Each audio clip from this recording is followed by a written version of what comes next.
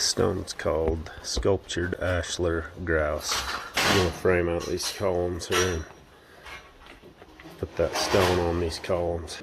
Got our 2x4s, got our lath, got our plywood. Okay, I got these two column caps sitting here, and this is how I'm going to decide what size to make these columns based off the material that I have to work with. Because the stone manufacturer didn't have any of the 20 by 19 hearth stones in stock, so we went with this size. It's only 12 inches wide, but I can still use them for column caps. So what I got here is I'm going to have an inch overhang. So there's my 1 inch overhang mark right here, and then this will be from right here to here will be my 1.5 inches of stone, and this will be my sheeting, and then this will just be framing in here. So I want to go to the raw framing, so I measured in 1 inch for the overhang, 1.5 inches for the stone right here, 1/2 inch for the sheeting, and then I can get my raw measurements. I came over to this one, I did the same thing, went in 1 inch, 1.5 inches, 1/2 inch for the sheeting. So now I'll just measure over from that inside of sheeting mark over to inside of sheeting mark, and it's 18.5. So that's my rough framing. And the way that I get the measurements off here, so I'm 18.5, so I just want center. I got to mark a center of column there. So you just, to get center of column, it's just the width of the column divided by 2, simple. And then the mark out here is just center divided by the 18.5. So it'd be 9.25 from center to that outside edge of framing, the rough framing. And then we'll frame it and then sheet that, and it'll, all those deductions that I did on the top of that stone will show you.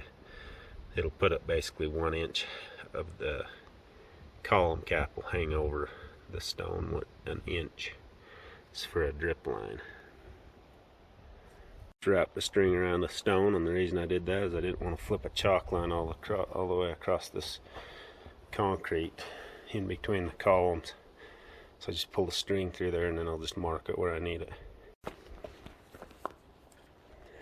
Okay, so I got my string line centered over that mark that I made there.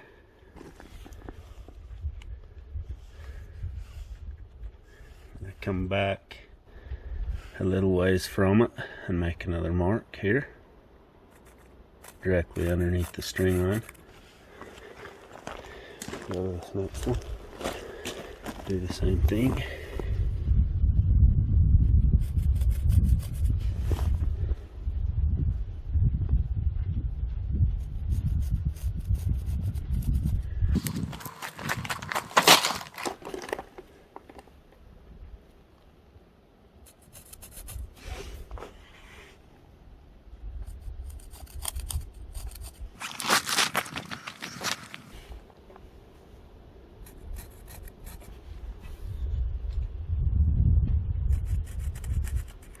Okay, so I put my T-square on there now, and this is my center mark.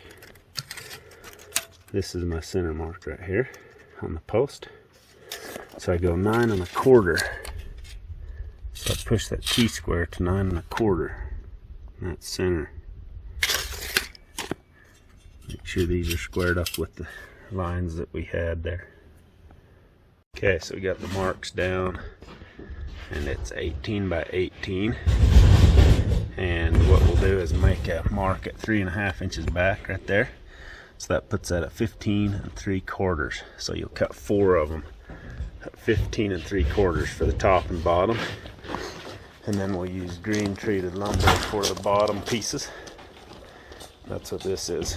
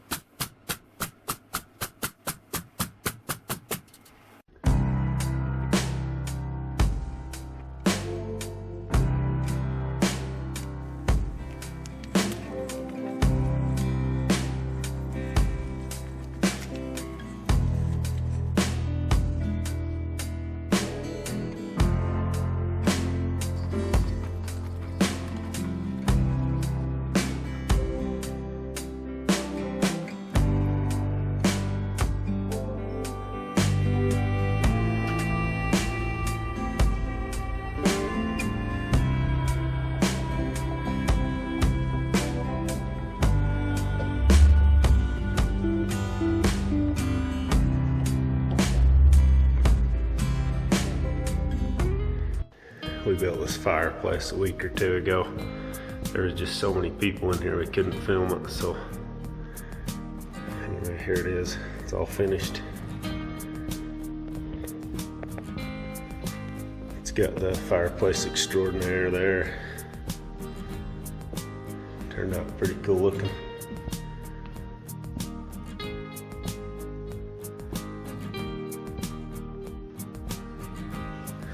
This is a pretty nice little cabin.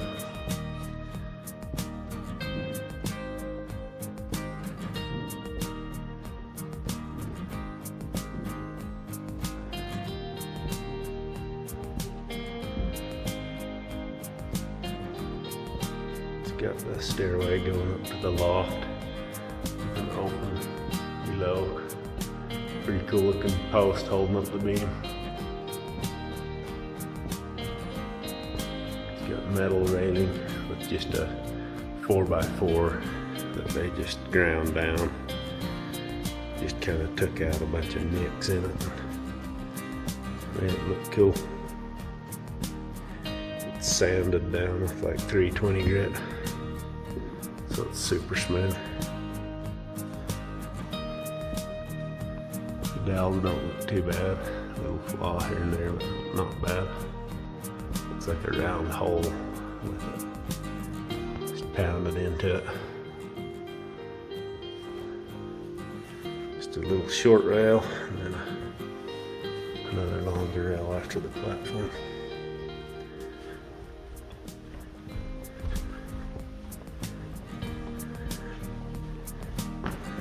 Tongue and groove ceiling. Piece of trim on the edge. 8-inch tongue and groove.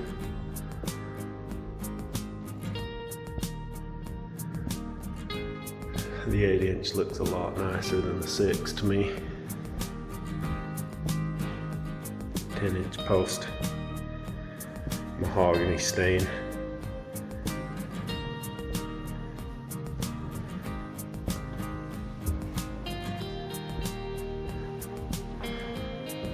The doors are all just pre-finished mahogany on all the doors.